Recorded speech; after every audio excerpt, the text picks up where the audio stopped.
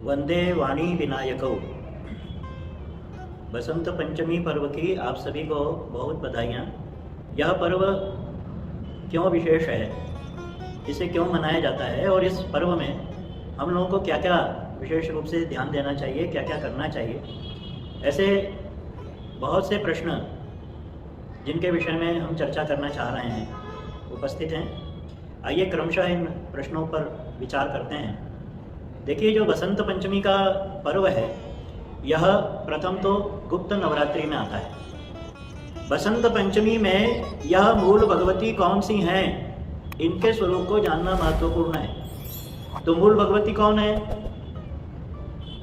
श्री चक्रम श्रुति मूल कोश इति ते संसार चक्रात्मकम। महर्षि दुर्वासा जी ने कहा है कि इस पूरे संसार का जो मूल है वह श्री चक्र से उद्घाटित है। और श्री चक्र की जो अधिष्ठात्री देवता हैं उनको कहा जाता है भगवती श्री अथवा श्री सुंदरी अथवा भगवती त्रिपुर सुंदरी अथवा भगवती ललितांबिका अथवा भगवती महासरस्वती। ये भगवती के विभिन्न नाम जो हैं यह भगवती के विभिन्न स्वरूपों को भी प्रकट करते हैं। जैसे इस दिन महासरस्वती जी का भी जन्म माना जाता है, जयंती मानी जाती है, और इस दिन भगवती श्री की भी जयंती मानी जाती है। अब ये दोनों क्या है, कभी आप थोड़ा सा विचार करें कि आद्य जगत गुरु भगवान शंकराचार्य जी ने 4 मठों की स्थापना की, और ये जो 4 मठ हैं इसमें जो शारदा मठ है, शारदा मूल मठ है, जहाँ पर भगवती शारदांबा की प्रतिष्ठा जगत गुरु आद्य शंकराचार्य जी ने की। इसका तात्पर्य क्या? यह जो शारदा शक्ति है इस पूरे संसार में एक ऐसी प्रवहमान शक्ति है जो पूरे संसार को आगे बढ़ाती है, उसको शारदा कहा जाता है। कभी आप लोग संगम पर जाते हैं, सामान्यतः सबसे विशिष्ट संगम तो प्रयागराज का माना जाता है, जहाँ पर गंगा जी और यमुना जी का मिलन होता है। इसी तरह से अन्य नदियों का भी संगम है। सामान्यतः 2 नदियाँ वहाँ पर मिलती हैं, लेकिन संगम त्रिवेणी संगम माना जाता है। ये त्रिवेणी संगम क्यों कहा जाता है? इसलिए कहा जाता है कि 2 नदियों के मध्य में सरस्वती ठीक उसी तरह से विद्यमान होती है जैसे ज्ञान और भक्ति और कर्म, ये 3 त्रिवेणी हैं, और भक्ति और कर्म के बीच में ज्ञान की जो धारा है वो अनायास प्रकट हो जाती है। कभी आप वहाँ पर जाएंगे तो आपको देखने को मिलेगा कि वहाँ पर एक तरफ से गंगा जी का जल आ रहा है, एक तरफ से यमुना जी का जल आ रहा है, लेकिन जहाँ पर दोनों नदियों का संगम हो रहा है वहाँ पर कभी कभी ग्रीष्म ऋतु में विशेष करके अथवा बसंत पंचमी के इस पर्व पर जब पूरा जल शुद्ध हो गया है तो आपको एक महीन धारा भगवती सरस्वती की वहाँ पर दिखाई देगी। यह जो ज्ञान रूपी धारा है यही हमारे सारे बंधनों को समाप्त करने वाली है। हमारी जितनी ग्रंथियां हैं वो सारी ग्रंथियों को नष्ट करने वाली हैं और हमारे आत्म स्वरूप को देने वाली है। तो भगवती सरस्वती के इस प्राकट्य के पीछे अनेक कथानक हमारे पुराण साहित्य में हैं। ब्रह्मा जी अपनी सृष्टि से पूर्णतः संतुष्ट नहीं हुए तो उन्होंने जगत में सरसता, जगत में आह्लाद, जगत में सुख और जगत में शांति का संदेश कैसे प्रसारित किया जाए, इस ध्यान में बैठे हुए थे। तभी उनके उस ध्यान से उनका चित्त जब एकाग्र हो गया तो उन्होंने अपने कमंडलू के जल से प्रोक्षण करके जब उस जल का छिड़काव किया, उस जल को छिड़का, तो भगवती सरस्वती जो हाथ में वीणा लिए हुए और उनके अक्षमाला एक हाथ में और वरद मुद्रा के साथ में भगवती प्रकट हुई। जो वीणा है वो वीणा इसलिए भगवती ने हाथ में ग्रहण की कि संसार में जीवन संगीतमय है, उसमें नाद है और नाद जीवन का आनंद है। इसकी अनुभूति केवल मनुष्य कर सकता है। इसलिए इस पर्व पर सरस्वती की जो उपासना की जाती है, भगवती की उपासना जो की जाती है, हाथ में जो वीणा है उसके विभिन्न अर्थ हैं। पहला अर्थ तो बहुत स्पष्ट है कि जो वीणा के दोनों जो भाग हैं वो गहराई का, जीवन की गहराइयाँ हैं, जिसमें एक तरफ का जो भाग है वह भाग भक्ति का है और एक भाग उसमें कर्म का है। ये दोनों भाग हैं और बीच में जो 3 तार हैं ये त्रिगुण के तार हैं, सत्व रज और तम। भगवती सत्व स्वरूपा है, अपने हाथ से इन तारों को छेड़ती हैं। और ये तार कौन से हैं? जीवन में संतुलन के। श्रीमद् भगवत गीता कहती है समत्वम योग उच्यते। जीवन में सब कुछ हो लेकिन समत्व नहीं है तो जीवन में योग घटित नहीं हो सकता। और भगवती सरस्वती जिन तारों को छेड़ती हैं वो जीवन के वो तार हैं कि यदि जीवन के तार को बहुत कस दिया जाएगा तो जीवन के तार टूट जाएंगे, और जीवन के तारों को ढीला छोड़ दिया जाएगा तो उसमें नाद उत्पन्न नहीं होगा। यही सरस्वती का अर्थ है। इसलिए जीवन में सरस्वती की उपासना करने के लिए उसके अंतः ज्ञान को हम समझें। इस दृष्टि से यह पर्व महत्वपूर्ण है, क्योंकि यह भगवती की मूल प्रकृति जो अंदर विद्यमान है, जो गुप्त रूप से है, उस गुप्त रूप से उसका ध्यान करने की दृष्टि से यह गुप्त नवरात्रि में यह सरस्वती पंचमी आती है। दूसरी बात, यहीं पर श्री पंचमी का भी स्वरूप है। अब यह जो अंतः ज्ञान है, यह अंतः ज्ञान जब संसार में प्रकट होता है तो किस रूप में प्रकट होता है? श्री के रूप में, शोभा के रूप में, शांति के रूप में, शक्ति के रूप में, सात्विकता के रूप में, शारदा के रूप में, सरस्वती के रूप में, भारती के रूप में, काव्य के रूप में, गीत के रूप में, और जितनी विविध प्रकार की कृषि है उस कृषि के रूप में, और पौधों के ऊपर पुष्प के रूप में, परागकण के रूप में, नव पल्लव जो संसार में हरितिमा को लाते हैं उन नवीन पल्लवों के रूप में यह जो उद्घाटित होती है, प्रत्येक मनुष्य की आभा के रूप में जो उद्घाटित होती है वह श्री है। इसलिए हमारे ऋषियों ने भगवती सरस्वती के उस मूल स्वरूप से क्या मांगा?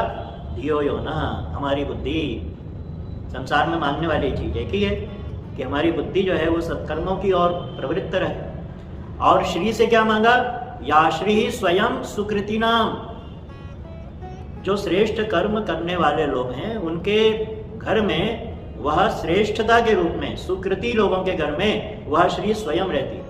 अब एक बड़ा विचित्र आजकल प्रचलन हो गया है, तथा कथित जो बहुत सारे ज्ञानी और साधक हैं, तांत्रिक हैं, मांत्रिक हैं, वो श्री को निक्षिप्त कर फेंक रहे हैं कि लो मैं तुम्हें श्री दे रहा हूँ, श्री विद्या दे रहा हूँ। अरे भैया, संसार की इतनी गुप्त शक्ति जो गुरु परंपराओं से गुप्त रही है और परंपरा के अनुसार ही जिस पर स्वयं भगवती की कृपा होती है उनको प्राप्त होती है, उन्हें आप समूह में बैठ करके रेवड़ी बांट रहे हैं। ये कहाँ तक का ज्ञान कहा जा सकता है, या इसको हम क्या कहेंगे? ये चेटक है, नाटक है, क्या है?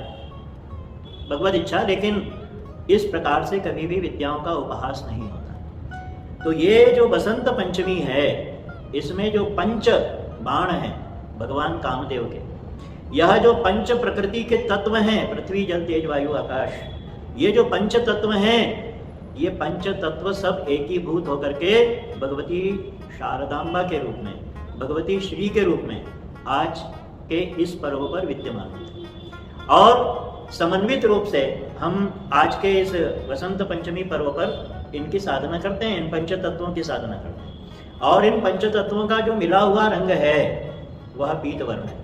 इसलिए भगवती इस दिन पीत वसना होती हैं, गंगा रूप होती हैं, पीत वसना होती हैं। इसलिए जो सरसों के जो खेत हैं उनमें जो सरसों के पुष्प आ रहे हैं उनसे भगवती की आराधना की जाती है।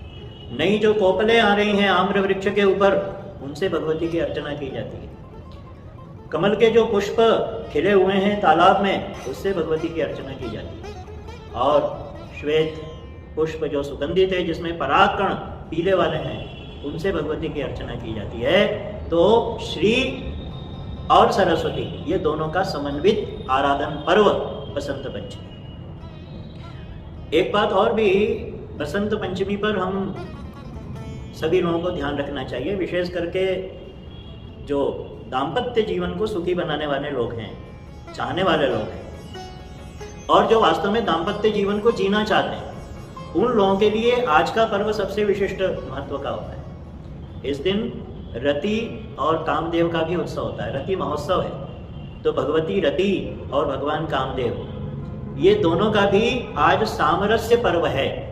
इसलिए जिन्हें जीवन में दाम्पत्य भाव ग्रहण करना है, जिन्हें अपने विवाह आदि के लिए योजनाएं करनी है, और जो वैवाहिक जीवन में अपने संबंधों को दृढ़ करना चाहते हैं, आनंद का अनुभव करना चाहते हैं, आनंदानुभूति में अपने आप को डुबोना चाहते हैं, उनके लिए रति महोत्सव पर भगवान कामदेव और भगवती रति का पूजन भी इस दिन करना चाहिए।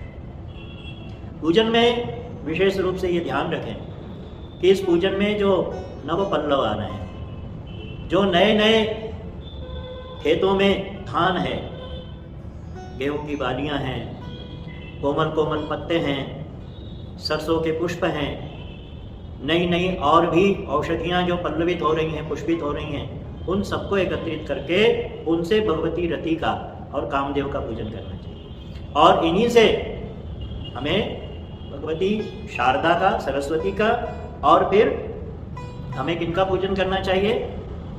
भगवती श्री का। ये सामान्य रूप से कोई भी मनुष्य कर सकता है, सभी को करना है। और सबसे बड़ी बात, जो अपने बच्चों का उत्कर्ष करना चाहते हैं, छोटे बच्चे जिनके हैं, उन्हें अक्षरारंभ कराने का इससे बड़ा कोई पर्व नहीं होता है। आज बच्चे का श्री गणेश करिए, उसको लिखाइए। पहले संस्कारों में ये हमारे सारा विद्यमान है अक्षरारंभ, लेकिन ये प्रक्रिया धीरे धीरे समाप्त होती जा रही है। हम न जाने किन दिशाओं में अपने आप को भटकाते जा रहे हैं, लेकिन हमारा बालक मेधावी बने, ओजस्वी बने, वह ज्ञानी बने, वह भक्त बने, उसकी वाणी में ओज आए, इन सारी बातों के लिए आवश्यक है कि उसे आज से अक्षरारंभ कराया जाए, भगवती शारदा की पूजा की जाए। और एक विधि जो बड़ी महत्वपूर्ण है, छोटे बालक की जिह्वा पर अपनी वंश परंपरा के अनुसार, अपनी गुरु परंपरा के अनुसार हमें भगवती सरस्वती के अथवा भगवती श्री के, जो हमारी कुल की परंपरा है, कुल देवता की परंपरा है, उनका जो बीजाक्षर है, उनकी जो साधना की क्रम पद्धति है, उसमें अपने गुरु से आज्ञा लेकर अथवा गुरु के माध्यम से, आचार्य के माध्यम से अपने बालक की जिह्वा पर भगवती शारदा या भगवती श्री, इनके जो विकास करने वाले बीज मंत्र हैं, उन बीज मंत्रों को जिह्वा पर लिखवाना चाहिए। स्वर्ण की सलाखा से अथवा चांदी की सलाखा से आप मंत्र लिखवा सकते हैं। आचार्य गण उन मंत्रों को जानते हैं। तो हम लोग अपने बच्चों को आज जिह्वा संस्कार भी करें, वाक संस्कार भी करें, ताकि वाणी के अधिष्ठात्री देवता भगवती सरस्वती, और जैसा कि हमने प्रारंभ में ही कहा, वंदे वाणी विनायको, जब वाणी की वह देवता सरस्वती हमारी जिह्वा पर बैठ जाती है, तब विवेक के और बुद्धि के देवता भगवान गणपति स्वयं प्रखर हो जाते हैं।